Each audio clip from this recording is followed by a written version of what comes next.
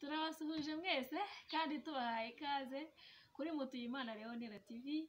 Nk'uko musanzwe mubimenyereye, aka ni ka kanya k'ijambo ry'Imana, tubibutsa ko hari ibitekerezo byatwubaka muri uyu murimo. Mwaduhamagara kuri 0788 51 32 46, kandi mujye mwibuka gukora subscribe kugira ngo mujye mukomeza kubona ijambo ry'Imana kuri iyi channel, munarisangize n'abandi. Yesu abaho umugisha. Reka rero twakire mwene data atugezeho ijambo ry'Imana. Reka banza bibwire, hanyuma tumusengera Imana atugezeho ijambo ry'Imana. Tuguhaye ikaze, ibwira abakunzi bacu. Murakoze cyane. Yesu aguha umugisha. Nitwa Nambajimana Felicien, ndi umugabo, mfite umugore n'abana batatu, ntuye mu mujyi wa Kigali, Ikinyinya, muri Gasabo. Yesu abaho umugisha. Rero turabakunda, mbibutsa kandi yuko uyu nguyu niwe papa w'abana banjye. Abatari babizi mubonereho kubimenya. Reka tumusengera Imana hanyuma tugezeho ijambo ry'Imana. Turagushimiye cyane Kristo yuko wongeye kuduha akanya kugira ngo tukwegere twumve ijambo ryawe. Reka ugiye kutugezaho rero umwuzuzi ibikuzuye byo kutugira umumaro muri aka kanya, kugira ngo kandi bitugeze ku gihagararo gishyitse cya Kristo. Uvugane natwe unyuze muri iri jambo mu izina rya Kristo Yesu, amen. Imana ishimwe. Tunejejwe n'Imana ku bw'uyu mwanya tugiye kuganiraho w'ijambo ry'Imana Imana iduhaye hano kuri Mutuyimana Leonera TV. Rero abakunzi ba Mutuyimana Leonera TV, abakunzi b'iyi channel, mumenyereyeho kumva indirimbo, mukeneye abagezaho, mumenyereye ijambo ry'Imana by'abantu batandukanye. Rero uyu munsi ntabwo ari ubwa mbere, ntabwo ndi umushyitsi cyane kuri iyi channel, ariko hari ijambo numva ndimo Imana ashyize ku mutima wanjye tugiye kuganira kuri uyu munsi. Rero buri muntu wese, ndifuza ko umuntu wese uzakurikirana iri jambo rizahindura amateka ku buzima bwiwe. Imana ishimwe cyane. Amen. Umutwe w'ijambo tugiye kuganiraho uravuga ngo erega ntabwo tuzapfa gupfa. Ntabwo tuzapfa gupfa. Iryo jambo, uwo ni umutwe w'ijambo tugiye kuganiraho. Buri wese ashobora kwibaza, wumvishe mvuga gutya, ashobora kwibaza ngo ni iyihe mpamvu uyu mwigisha avuze ko tutazapfa gupfa. Mu by'ukuri hari impamvu zitandukanye turi buze kureba zishobora gutuma uba ku rutonde rw'abantu batagomba gupfa. Ni ngo ni wowe ugomba kwishyiraho aho nyine kuri urwo rutonde rw'abantu batagomba gupfa. Rero Imana ishimwe cyane. Kurikira rero kugira ngo ubashe kumenya amakuru neza n'uburyo, impamvu, uburyo, niye mpamvu mu by'ukuri, kandi Imana irabana natwe. Mu buzima busanzwe abantu tujya mu bwishingizi butandukanye, ntabwo ndi buze kubutondora kuko ubwo urimo urabuze. Niba nta n'ubwo urimo, ndagira ngo nkugire inama, nkurangire aho ujya, ubwo ujyamo, kandi nimba hari n'ubwo wari urimo ntabwo ngubujije kubugumamo, ariko ndagira ngo nkubwire ahandi, kuko ubwo bwishingizi nshaka kukurangira nibwo bwonyine bushobora gutuma udapfa gupfa nyine, kubera yuko uwo urimo we ntabwo ajya apfa gupfa. Nta giteye ubwoba kimukanga, byaba ibyago, byaba amakuba, zaba ingorane, kaba akaga, yaba indwara, yaba inzara, buri kintu cyose kibabaza umuntu cyangwa kibabaza umubiri ntacyo kimutwara, ntabwo kimukanga. Ubwo bwishingizi nta bundi, ni ukuba muri Kristo. Imana ishimwe cyane. Yesu yaravuze ngo nimuguma muri jye, amagambo yanjye akaba muri mwe, muzasaba icyo mushaka cyose muzagihabwa. Hari ukuba muri Kristo, Kristo ntabe muri wowe. Hari ukuba muri Kristo, nawe akaba muri wowe. Niyo mpamvu yavuze ngo nimuguma muri jye, amagambo yanjye akaba muri mwe, muzasaba icyo mushaka cyose muzagihabwa. Ni ukuri, uko niko kuri. Uriya rero, uyu tuvuga Kristo, uyu duhamya Kristo, tubwira abantu ibyo tuvuga ni ukuri, arashoboye. Hari ibihamya bifatika, byaba mu buryo bw'ubuzima busanzwe twavuga, haba no mu byanditswe. Hari imirimo n'ibitangaza yagiye akora bifatika, bishobora kukwizeza neza ko ari umugabo ushoboye. nta muntu n'umwe wamwiringiye ngo akorwe n'isoni. Hari ibintu bibiri. Icya mbere, ushobora kuba muri we ukababara, nta gitangaza kirimo, ariko iyo ubabaye uri kumwe nawe, uri muri we, hari ukuntu abigenza, ubwiwe afata wa mubabaro wawe wakabaye utwara wenyine, ukubabaza wenyine, ukakubabazanya nawe, kuko ari ubifitiye ububasha, nta kimukanga na kimwe, bigatuma wowe woroherwa kuko uri kumwe nawe, kuko uri mu ruhande rwiwe. Iyo umubabaro uje uri muri we, aragufasha gufata wa mubabaro, bigatuma wowe woroherwa. Yabesi yigeze amubwira, umunsi umwe aramubwira ngo uva rero umbabari ibyago ntibimbabaze, n'amakuba ntibimbabaze, cyangwa ukanyagurira imbago. Nashakaga ko kariya kantu yego, nashakaga kariya kantu yavuze ibyago ntibimbabaze, ako kantu kari kanditse. Yabesi ari umuhanga, aramubwira ati wowe icyamukanyagurira imbago, ariko ukandinda noneho ibyago ntibimbabaze. Nuvuga ngo yarabyemeraga ko biza bikamushyikaho, ariko agasaba Kristo ko ari uri bumurinde kubabazwa n'ibyago. Rero kuba ibyago byaza, amakuba yaza, ingorane zaza, ariko uri muri we nawe ari muri wowe, ibyo ntacyo bitwaye. Ntacyo bitwaye. Kandi bimbabwira ni ukuri, ibihe turimo biragoye, nta naho wabicikira. Yego, ibihe turimo biragoye, ntaho wabicikira, ntaho wabihungira, ntaho wahungira umubabaro. Isi iri gukanda abantu cyane, ariko nta handi hantu hasigaye habe na hamwe, kuko ibibazo bije ku isi bishakirwa ibisubizo na bene isi. Abanyabwenge, abahanga barahari, ariko biratangaje kuba hari ibiri kuza bakabiburira ibisubizo. Ibyo rero nibyo bisaba ngo twebwe abari muri Kristo tumugumemo neza bya nyabyo, kuko niwe wenyine ufite igisubizo cy'ibyo bibazo. Bishatse kuvuga ngo birahari kuko abyemera ko bibaho, ariko wowe kuko uri muri we, ntacyo bizagutwara. Kuba muri Kristo akaba muri wowe, ntabwo upfa gupfa. Imana ishimwe cyane.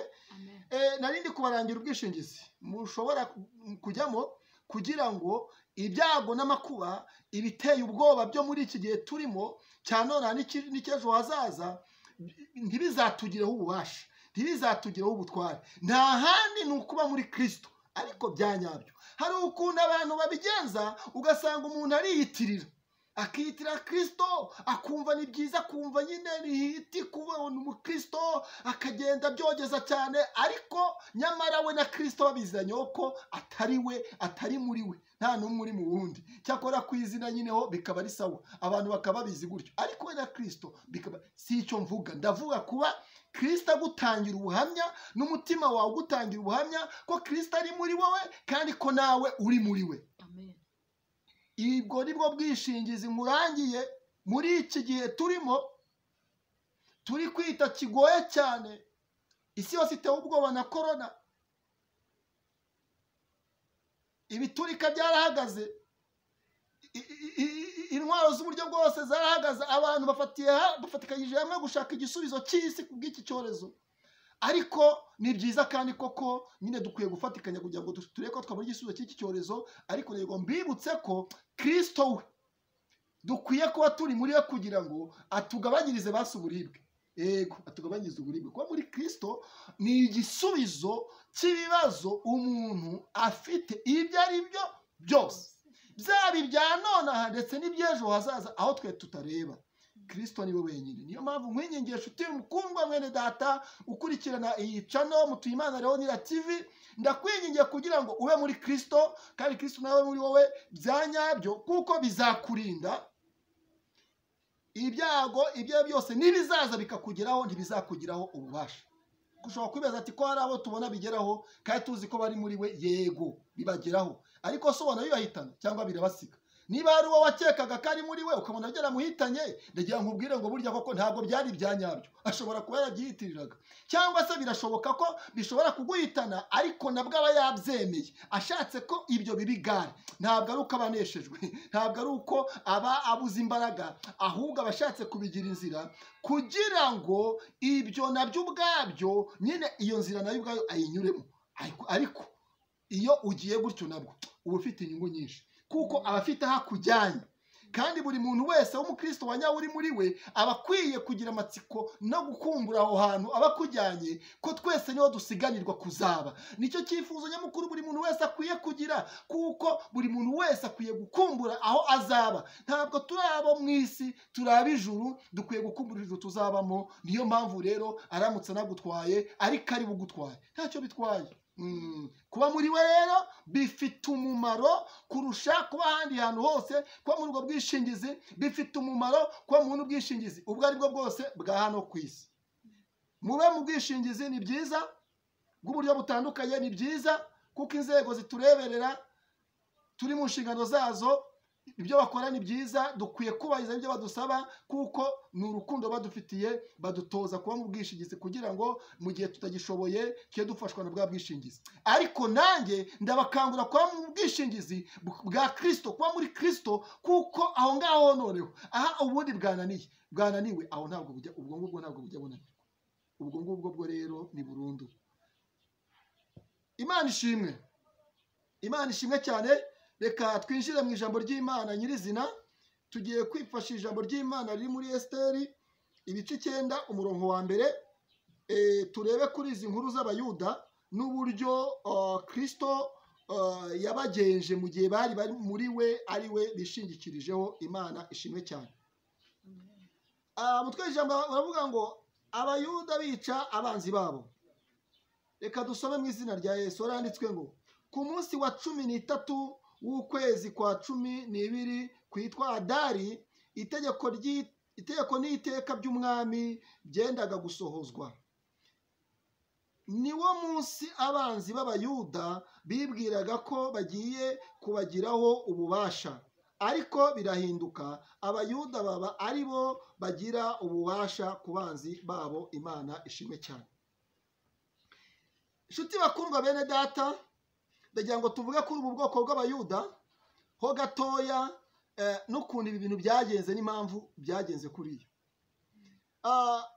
Iri ni ijambo, iki ni igice ushatse gukurikirana byimbitse wasoma nawe.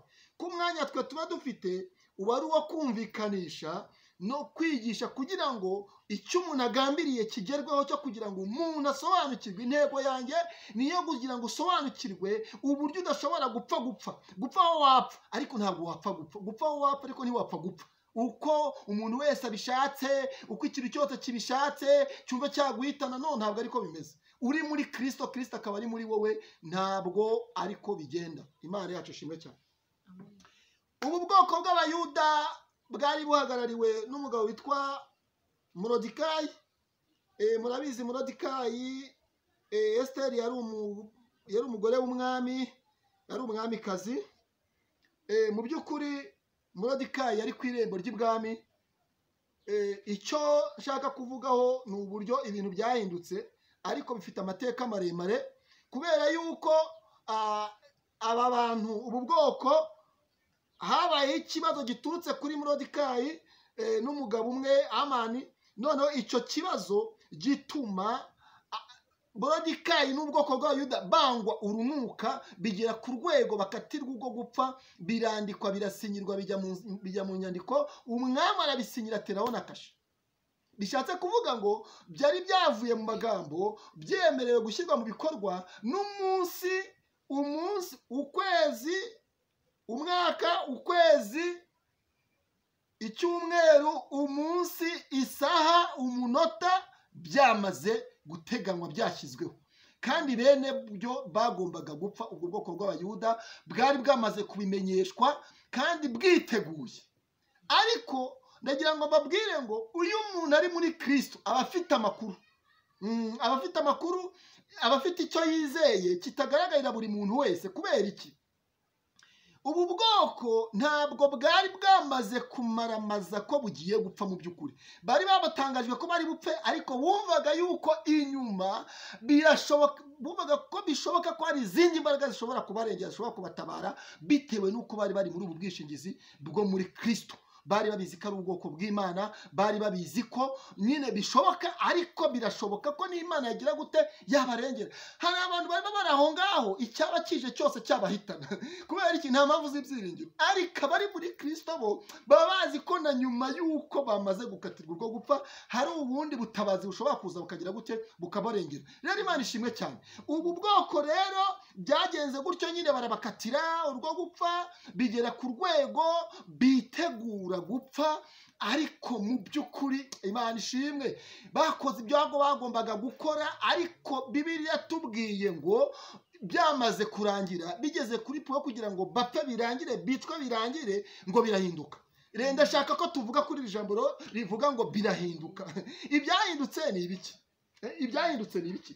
Icyo Bibiliya ivuze cyabaye, igaragaje ko ngo Abayuda ngo bari bafite abanzi, bari bamaze kubagiraho ubutware, bibwiraga ko bagiye kubica burundu bakabarangizaho, ariko ibintu birahinduka. Hari impamvu byahindutse rero. Impamvu byahindutse irahari, ntabwo ari ibintu byapfuye kwikora gusa, oya, ntabwo. None se ntabagiye bakatirwa se bagapfa? Ntabwo Bibiliya igenda itwereka se? Ariko aha ngaha ho byarahindutse. Nta Muyuda n'umwe wigeze upfa. Kubera iki? Kristo, Imana ishimwe, Imana ishimwe cyane.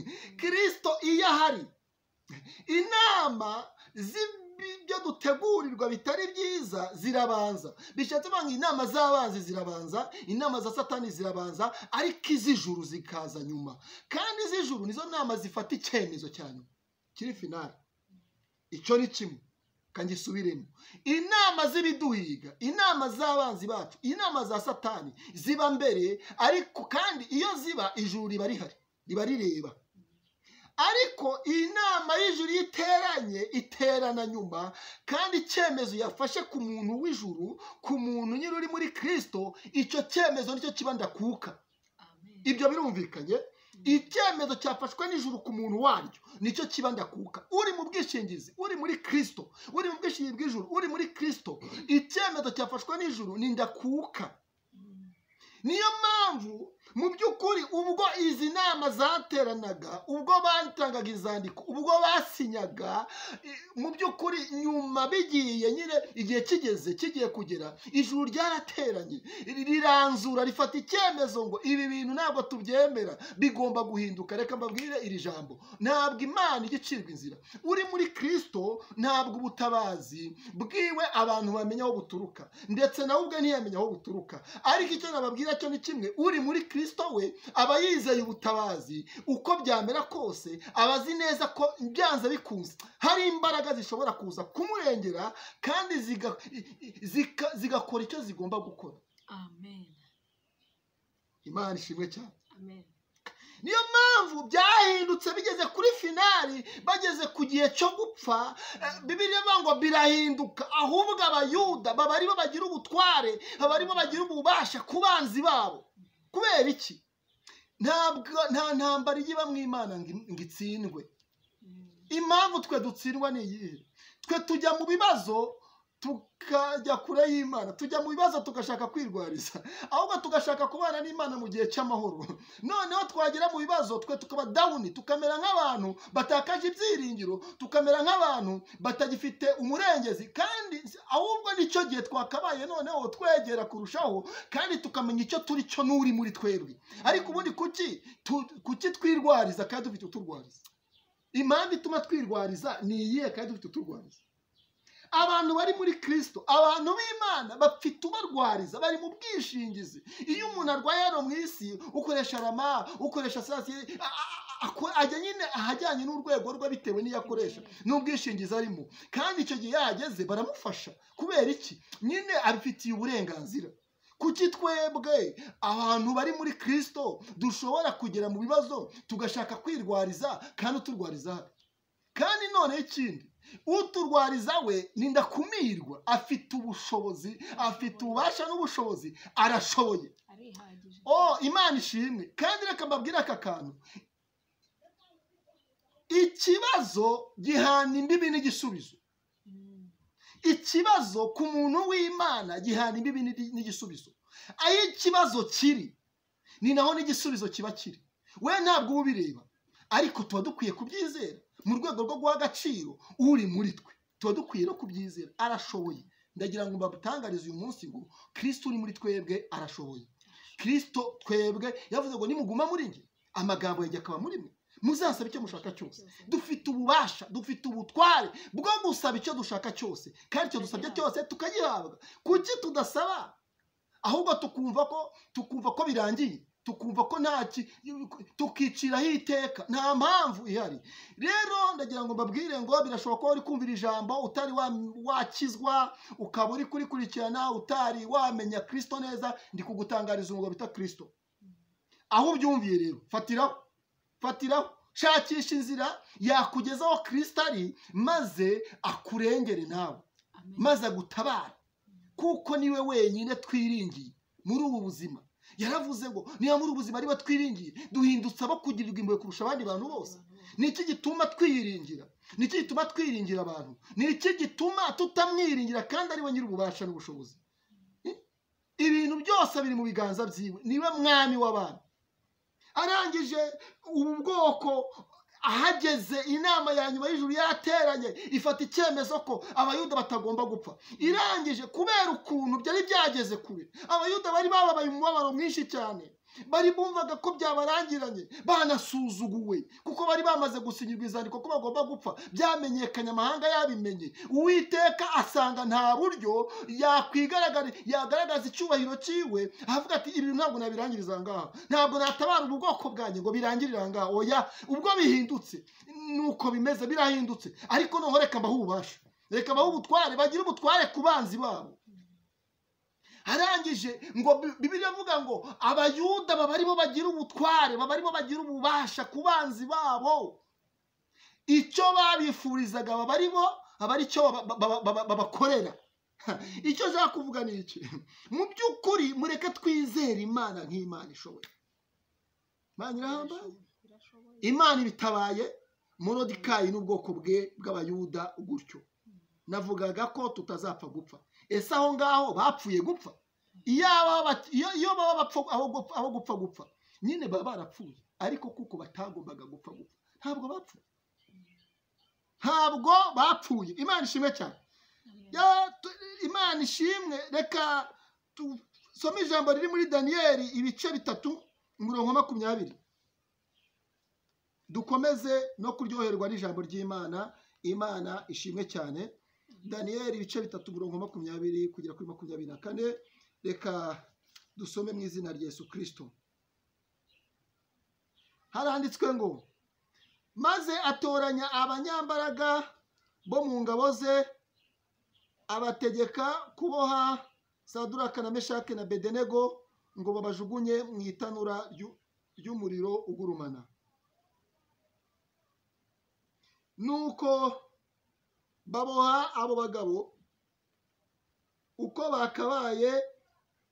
bakambaye amafurebo n'imyambaro n'imyitero n'ibindi bambaye, babajugunya mu itanura ry'umuriro ugurumana. Maze kuko itegeko ry'umwami ryari iry'ikubagahu, kandi umuriro ugurumana cyane, bituma ibirimi by'umuriro bisumira abo bagabo bari bateruye Saduraka na Meshaki na Abedenego, birabica. Nuko abo bagabo batatu ba Saduraka na Meshaki na Abedenego bagwa mu itanura ry'umuriro ugurumana hagati uko bakaboshywe.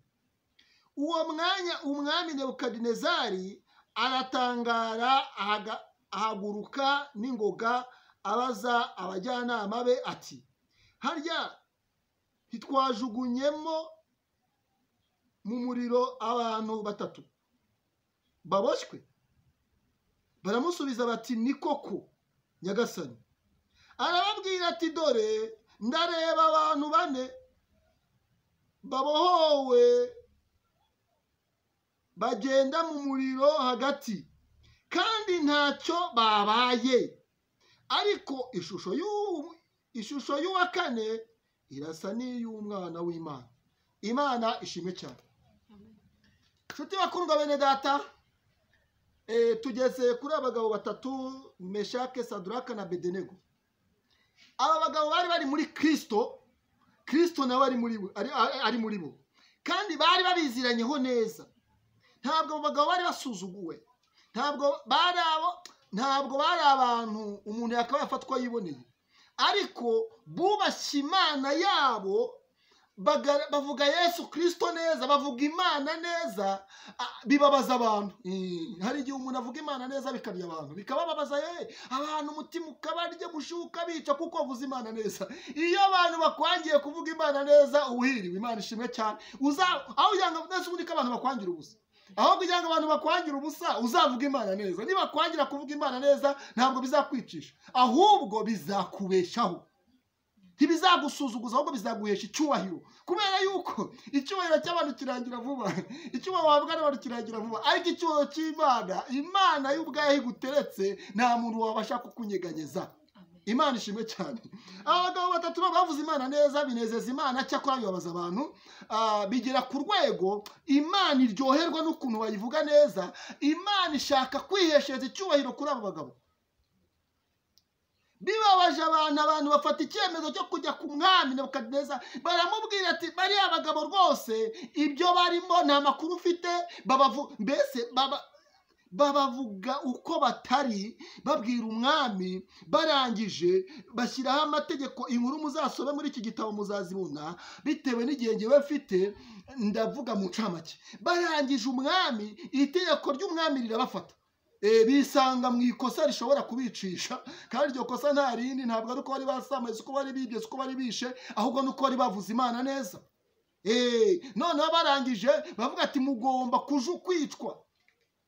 Bavuga ati mugomba kwicwa, kandi urupfu mugomba gupfa, ntabwo ari urupfu rusanzwe. Abantu rero bajya bansetsa ngewe, umuntu akaguhora kuvuga Imana neza kandi akumva utapfa urupfu rusanzwe. Ariko reka mbabwize ukuri, ni ukuri umuntu uri muri Kristo bya nyabyo ntabwo ajya apfa gupfa, ntabwo ajya apfa gupfa. Naho abantu bashaka gupfa, ntabwo upfa gupfa, kuko kuba muri Kristo uba uri mu mutamenwa. Imana ishimwe cyane. Imana ihabwa icyubahiro, kubera yuko aba bagabo bavuze Imana neza, abantu babavuga uko batari, barangije barabizira. Biba ngombwa ko itegeko ry'ubwami rivuga ko bagomba gupfa, kuko nyine baranabakati, bamaze kubakatira umuriro, basanga bagomba kubica urupfu rudasanzwe, bagomba kubicisha umuriro. Kandi umwami arabasanga, bagira inama bwate, ariko se nk'abagabo mwe, ubwo ko ibintu murimo murabizi, murabisobanukiwe. Ngewe mfite imbaraga, mfite ubutware mu biganza byanjye. Mwe nimutareba neza murapfa, ariko ubundi mubona ko muri bupfe. Byarangiye, iri teko ryasinywe, nabirangije. Ubundi se mwakwemeye icyo nshaka? Mwakwemeye icyo nshaka? Mwapfukama ibigirwamana? Abasore bari bazi Imana neza, bari bazi ubushobozi buri mu Mana, bari bazi ko Imana ifite ubutware mu isi no mu ijuru. Bari bazi ko nta kintu na kimwe gishobora gukura umuntu mu kiganza cy'Uwiteka. Bari babisobanukiwe. Umwami batera ubwoba, baramubwira ati umwami, nta mpamvu ishobora gutuma twemera ibyo tubwira bitumvikana. Ntabwo twatakariza icyizere Imana yacu ngo tukwizere wowe uri umwami, ngo nuko uri umwami. Oya, aho kugira ngo utakarize icyizere Imana yacu, twe turemera ibyo ushaka byose bitugirirweho. Ariko umwami nyagasani nta mpamvu. Ngo umwami ararakara, amaze kurakara afata icyemezo, aravuga ati ntabwo bihagije abagabo kubicisha umuriro. Urupfu rusanzwe twarukuyeho, twateganyije umuriro. Ntabwo kubicisha umuriro bihagije, ahubwo umuriro ni muwenyegeze 7. Ye baba we, bawenyegeza 7 kugira ngo baze guhita bashirira. Imbaraga z'uyu muriro mushobora kuzitiranya. Reka nzibabwireho gatoya. Mu by'ukuri umwami ngo yatoranyije abagabo b'abanyembaraga mu ngabo ze. Ntabwo bari abantu basanzwe, bari ingabo zabitojwe. Kandi no mu ngabo umwami areba abanyembaraga, yizeye, abone bafite ububasha n'ubushobozi. Mu by'ukuri kubera imbaraga uyu muriro wari ufite, Bibiliya iravuga ngo aba bagabo bafashe ba Saduraka na Meshake na Abedenego, babajugunya mu itanura ry'umuriro. Ngo kandi umwami yifuzaga ko bageramo hagati. bamaze kubajugunyamo kuko mu by'ukuri abagabo bari bafite imbaraga bari bazifite kuko ngo babajugunyemo hagati ndani mu itanura ry'umuriro ntabwo bigeze badeviye ngo banyure ku ruhande ngo tuvuge ngo impamvu batahiye ngo bagarukiye ngo ku ruhande ngo aho umuriro utaka cyane oya bagezemo indani mo hagati ariko Kristo uri umwami ni ukuri Imana ishimwe cyane kuba muri Kristo ni ububasha ni ubutware bituma uba umuntu utari uwo gupfa barangije ngo umuriro kubera imbaraga ufite ngo ibirimi byabo bikurura ba bagabo b'abanyembaraga bajugunyemo ngo bihita bibarangiza burundu ngo birabica niko biritubwiye ndashaka mumbwire Saduraka Meshaki na Abedenego bari abantu bari bafite ibiro bingahe byatumaga uriya muriro watwitse abanyembaraga ibirimi by'umuriro bikurura umuriro ukabatwika abanyembaraga bagapfa Meshaki Saduraka na Abedenego ntibagire icyo baba harya bari baremye mu byuma icyatumye badapfa harya ni igiki nta yindi mpamvu yatumye badapfa nuko bari muri Kristo uyu Kristo tuvuga uyu Kristo mbabwira ntabwo yategereje ngo babanze bageremo abone kuza kubatabara no iyo uri muri Kristo akaba ari muri wowe agutanga mu kibazo wowe iyo abona ikibazo gifite imbaraga ku buryo cyahita kikumira bunguri wabanzamo kugira ngo abanze agice intege abanze agihe amakuru y'uwuriwe kubera ko ibintu byose biramwumvira itegeko rye rindakumirwa yageze mu muriro abwiza ukuri umurabwa ati wa muriro we imbaraga mufite ntabwo zifite ububasha n'ubutware ku bagabo bagiye kujugunywamo hano turi mutuze mwa muriro mwe cyakora bariya bagiye kubajugunyamo namwe reka mbabahereze mwirwarize ariko bariya bagabo batatu we ntabwo bapfa bari muri jyewe nanjye ndi muri bo mubitondere umuriro uratuza bagezemo Bibiliya iravuga ngo umwami ngo arahaguruka ngo abaza abagenama bati ariko mwabagabo mwe ko mwarebaga twashijugunyemo abagabo bangahe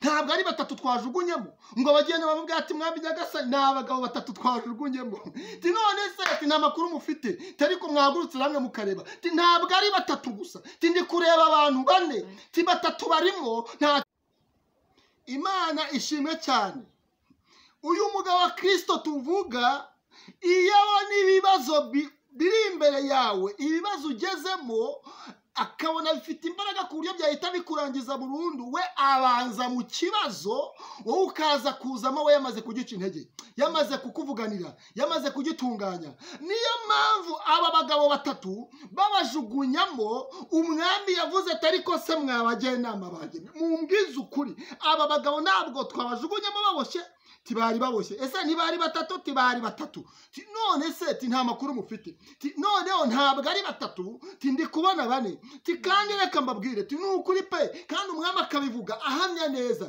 uwa kane arasa n'umwana w'Imana Imana ishimwe cyane abagabo barahaguruka barareba bitegereje basibona n'abagabo bane barimo babona koko nyine uwa kane ntabwo asanzwe ye baba we kumbe uwa kane misiyo yamuzanye irahari ntabwo bigeze babona aza ntabwo bazi igihe yaziye kumbi we yaje guca intege ibibazo no kubitesha agaciro ku bantu bayo reka mbabwire rero kuba muri Kristo bya nyabyo bifite umumaro kuko bibasha gukura umuntu mu rupfu bigahindura amateka y'ubuzima bw'umuntu Imana ishimwe cyane umwami amaze kubyitegereza bireze abona burya babagabo Imana bavuga Imana bahamya Imana bakorera niyo Mana yonyine yo kwiringirwa abona ko ubwishingizi bw'abagabo barimo nibwo bwishingizi nyakuri umwami ibwami babiganiraho ariko tutari twagera ibwami babiganiraho reka ngaruke nyuma gatoya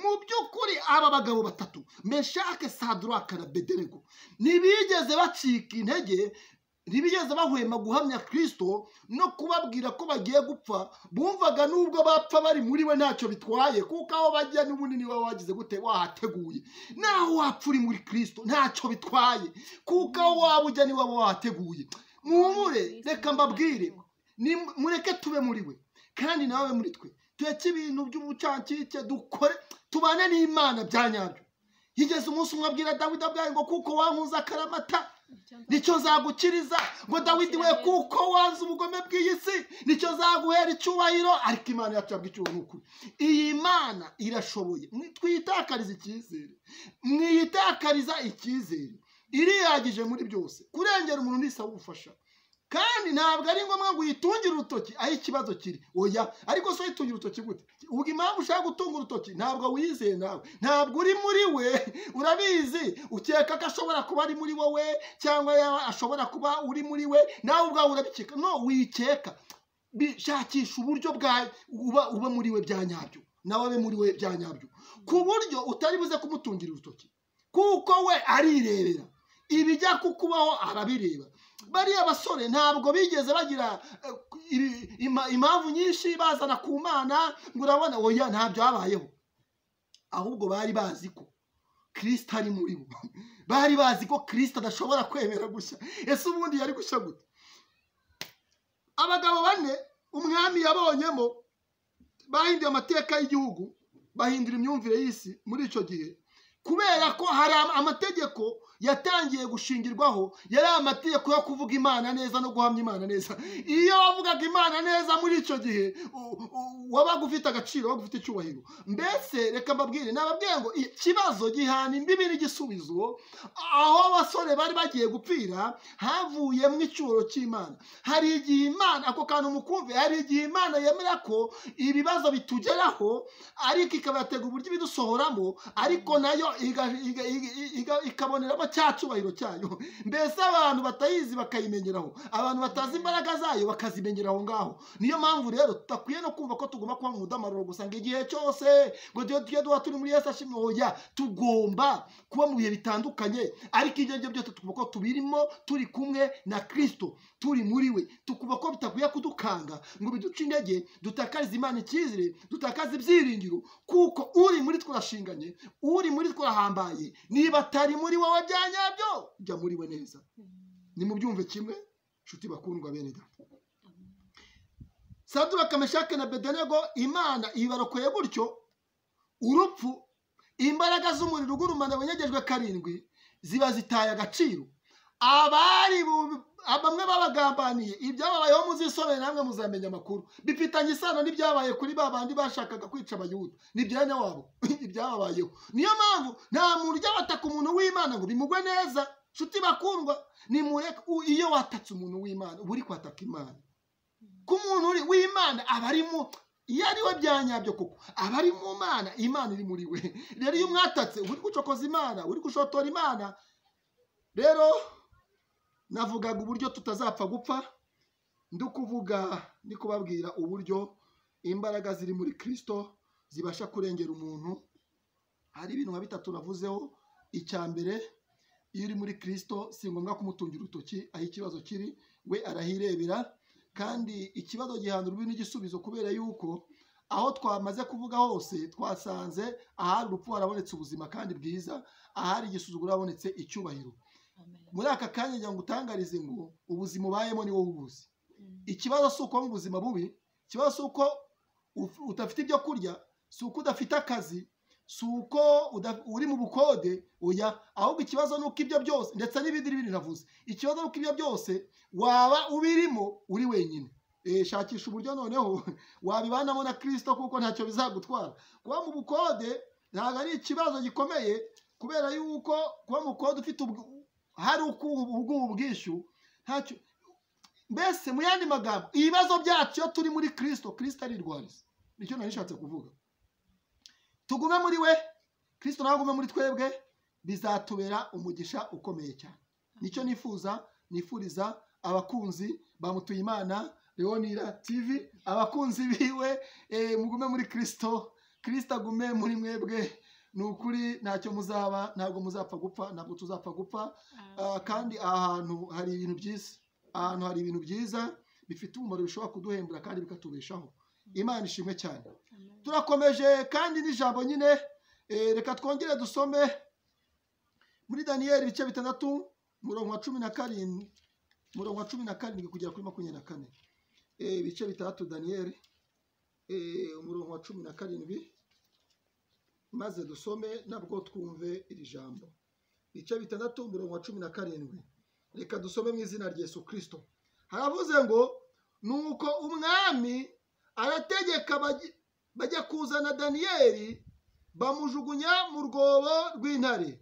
Ariko umwami yari yamubwiye ati, imana yawe ukorera iteka iragukiza. Maze bazana igitare bagikinga ku munwa w'urwobo. Umwami ahomaho ikimenyetso cye bwite n'icy'abatware be, kugira ngo ibyo ategetse kuri Daniyeli bidahindurwa. Yego, nuko umwami asubira mu nzu ye, akesha ijoro yiraje ubusa, ntibamuzanira ibyo kumucurangira, ntiyarushya agoheka. Bukeye umwami yibambura kare mu museso, agenda yihuta ajya kuri rwa rwobo rw'intare. Ageze hafi y'urwobo Daniyeli yari arimo, atera hejuru n'ijwi ry'umubabaro abaza Daniyeli ati, yewe yewe Daniyeli, mugaragu w'Imana ihoraho, mbese Imana yawe ukorera iteka yabashije kugukiza intare? Daniyeli asubiza umwami ati, nyagasani uhoraho, Imana yanjye yohereje marayika wayo abumba iminwa y'intare, ntacyo zantwaya, kuko nabonetse imbere yayo ndafite icyaha, kandi nawe nyagasani ntacyo nagucumuyeho. Imana ishimwe cyane. Mu by'ukuri inshuti bakundwa, aya magambo arafatika, arafatika. Uyu mugabo Daniyeli niwe tugezeho. Mu by'ukuri hari impamvu nawe yageze ku rwego, agera ku rwego ajugunywa mu rwobo rw'intare. Tubonye ibintu bitatu. Icya mbere twavuze ku Bayuda na Moridekayi, bagombaga kwitwa nyakwicwa bisanzwe. Icya kabiri twavuze kuri Meshake, Saduraka na Abedenego, bo ni urupfu rudasanzwe, itanura ry'umuriro ugurumana, ndetse wenyegejwe karindwi. Izo ni impfu zitandukanye. Icya gatatu tugiye kuvuga kuri Daniyeli. Ibi ni ibihe byabaye mu bihe bitandukanye, kandi ubushize wabo no ku ngoma zitandukanye. Daniyeli uyu nguyu we ntabwo ari umuriro, nta nubwo ari ukwicwa, ahubwo yagombaga kujugunyirwaga intare. Iki gihe cya Daniyeli ho urupfu rukabije rw'umuntu wasuzuguye ubwami, agasuzugura iteko ry'umwami, bamuhanishaga kumujugunyira intare yashongeshejwe. Intare mbese yishwe n'inzara kugira ngo imurangize, ihekenye imurye. Noneho ntibanamushingure. Kubera iki? Niba intare ikuriye urudambwe, murabyumva, irarya inyama, ihekenye n'amagufwa. Niyo mpamvu bayishongeshaga. Ntabwo tuvuze ku gihe intare yamaze itarya kugira ngo ize kubasha kurya Daniyeli neza, ariko ngo bamushyizemo. Icyo ngendeye ni uko barabiteguye, ndetse ibi bintu biragaragara ko umwami atanejejwe nabyo nubwo yabikoze. Umwami yaguye mu mutego, arabyihanganira ko nta kindi yagombaga gukora. Niyo mpamvu yababaye cyane, umunezero w'ibwami urabura, kuko Daniyeli yagize gute? Yajugunyiwe intare. Hari ibintu bibiri hano biragaragara yuko umwami yari azi ko Daniyeli ashobora gupfa cyangwa ntanapfe. Niyo mpamvu umwami yari yabwiye mbere Daniyeli ngo Imana yawe ukorera iteka ibasha kugukiza. Ako ni akantu umwami yaribiye Daniyeli, ariko kwari ukumwizeza ibintu atazi neza ko biri bube. Kumbi nta makuru yari afite yivaho yizewe. Ntabwo yari azi ko Daniyeli ari tayari, azi neza ko ntacyo yabasha kuba. Daniyeli yari abizi neza ko intare idafite ububasha ku mubiri we, ku buzima bwe, kuko yari azi ko Daniyeli ari mu ntare. Imana ishimwe. Daniyeli yari abizi neza ko ari mu ntare. Kristo ni intare y'umuryango wa Yuda. Iyo ntare Daniyeli yari ayirimo, nta yindi ntare irenze Kristo. Niyo mpamvu Daniyeli yari abizi neza ko intare nta bushobozi ishobora kumugiraho. Daniyeli arangije arituriza, ariko ibyo birakorwa birarangira. Kumbi ayiwewe, Imana ishimwe, kuko ikibazo cyari gikomeye. Daniyeli, iyi ntare yari ifite ububasha bwo kumurya ikamurangiza. Kristo yamutanze mu kibazo. amaze kumutanga mu kibazo arabanza apowesha intare ayibwira amakuru y'imvaho ayimenyesha ko Daniyeli ari umuntu udasanzwe atari umuntu wo kuribwa ngo amare inzara. Ntabwo simbizi neza, nusoma iki gitabo uzasanga ngo hari abantu intare yariye bahaye intare nyuma y'uko Daniyeli avuyemo. Wasanga Kristo yamaze gusezeranya zino ntare y'uko ari buze kuziha ibyo kurya kandi bihagije. Azahazwe ati mwihanganye umukozi wanjye abanze imbaraga ze zigaragare ku mukozi wanjye muri aka kanya, ariko ntabwo muri buze gusonza, ndabizi murashonje, ndaza kubitaho mu kandi kanya. Imana hari ukuntu ifata ikibazo cyacu ikaginduramo igisubizo. Manje irangije Kristo Daniyeli amusangamo. Mu by'ukuri Daniyeli umwami mu gitondo yaraje azindutse abaza Daniyeli, mbasa nk'utarutse gatariko niho ngana n'ubundi. Umwami arazinduka n'umubabaro mwinshi cyane ngo yibambure mu cyakare cyane. Ngaragenda ngagiye kugera aho urutare ruri aho ngaho mu rwego rw'intare ruri, ngo umwami ahamagara n'ijwi ry'umubabaro ngo Daniyeli, Daniyeli, Imana yawukorera yabashe kugukiza. Icyo umwami yashaka kugera ku rwobo yamaze kumenya amakuru nibura yimvaho. Ubundi umwami yagiye kumva yumva ijwi ry'ihumura we, yumva Daniyeli abwiye umwami ati umwami nyagasani, Imana nkorera iteka yandengeye yabashije kungiza. Nege ari kubuzwa n'icyo ariko nyagasani, ariko ntacyo nayikoreye kibi, ntabwo nayivomye, ntabwo nayicumuyeho. Mu by'ukuri banjijije ko nayivuze neza. Yababa we Daniyeli ati umwami nyagasani ntabwo yari kubura kunkiza. Bishoboka ko Daniyeli rabizi akiri umukize. Iyi Mana nkorera, iyo uvuze Imana neza, Imana igutanga mu kibazo. Nshuti bakundwa, iyo ukoreye Imana neza, iyo ubanye n'Imana neza, iyo ubanye n'Imana bya nyabyo, ukaba mu by'ukuri atari bimwe twite oya, Imana igutanga mu kibazo. Impamvu ufite ubwoba ni ukubera yuko nawe ubwawe urizi. Ariko hindukira uyu munsi. Uhereye umunsi wumvishije ijambo, hindura uburyo. Waba wari ukishijwe, waba wari utarakizwa, ndakwingize kugira ngo uhindure uburyo. Witungira Kristo ikibazo cyawe, ahubwo arakizi. Ahubwo kugira ngo ikibazo gikemuke neza, jya muri we nawe abe muri wowe, ibintu biratungana. Kuko niba ari muri wowe nawe uri muri we, aribwira ikibazo, arakibona mbere y'uko ukimwereka, ndetse arakibona mbere y'uko ukibona, kandi atangira gutegura igisubizo aho ikibazo kiri. Nababwiye ngo ikibazo gihana imbibi n'igisubizo. Kristo aho ikibazo cyawe kiri ni naho ahita ashyira igisubizo ako kanya. Kandi ntabwo Imana yisobanura, ntabwo Kristo yisobanura, ntabwo agira amagambo. Oya, birashoboka Imana ishobora kukurengera yavuganye nawe, ariko ishobora no kukurengera itavuganye nawe. Kandi ibikorwa byinshi by'Imana ibikora itavuze. Hano twasomye nta namwe yigeze ibanza kuvuga ngo urabona ngo byihoreye ngo ndaza kubemeza. Oya, ntabwo Imana yiburana. No, Imana ntabwo yiburana. Imana igaragarira mu bikorwa. Iyo ikoze bikagaragara abantu baremera. Ubundi abantu tumenyere twebwe ibintu bigaragara. Imana iyo ikoze ikagaragara iraseruka, abantu baba bati iyo niyo nono nta rubanza, iyi niyo nta magambo nta komantere nta bidushyiraho, turayibonye. Daniyeli warayivuze urabizira, turemeye ko iyo uvuga niyo. Noneho turayemeye. Meshaki Sadaraka na Abedenego mwarayivuze murabiza, turemeye no kariyo. Moridekayi Imana wavuze wanze icyubahiro cy'Imana kugira abantu, turabyemera, turemeye kariyo. Aho hose mbabwiye Imana yagiye itsinda. Imana ishimwe. Icyo ngusaba ni iki nshuti bakundwa bene data, icyo mbasaba ni kimwe, ni mureke twe muri Kristo yawe muri twe ntabwo tuzapfa gupfa. Nababwiye ngo waba warukijwe utarukijijwe, isuzuma ubwawe, igenzure. Aho bitagendaga neza isubireho. Wikwiriye gutaka ngo Mana urabona, no Mana urabona, ukubwira Imana ibiki?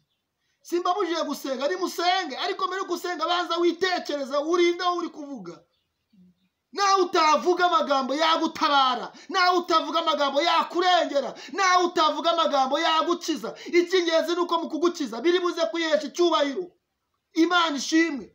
Vuga Imana neza, korera Imana neza, wibiba mutabirimo, wireba ku bantu, wireba ku madini, korera Imana neza. Icyo witaho, Yesu ni inshuti nziza, ni inshuti idahana mu byago no mu makuba. N'abantu bagutaye, abantu barakujugunye, abantu batakikwitayeho, abo wari wiringiye baragutakaje icyizere, batakikurebaho. Yesu bari kumwe nawe.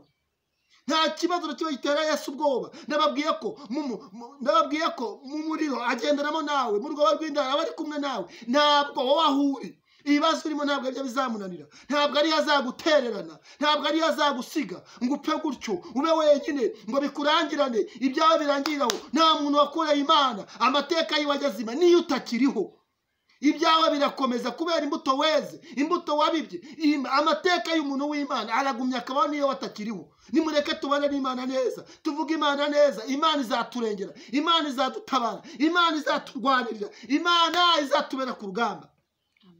Nta muntu wabanye n'Imana neza ujya ukorwa n'isoni. Niyo zigukoze haba hari impamvu. Isoni zishobora kugukora ariko Imana ifitemo inyungu, kandi nyuma y'uko zigukoze Imana iraza igaseruka igazibanganya ibimenyetso, ikaziba icyuho. Imana ihindura amateka.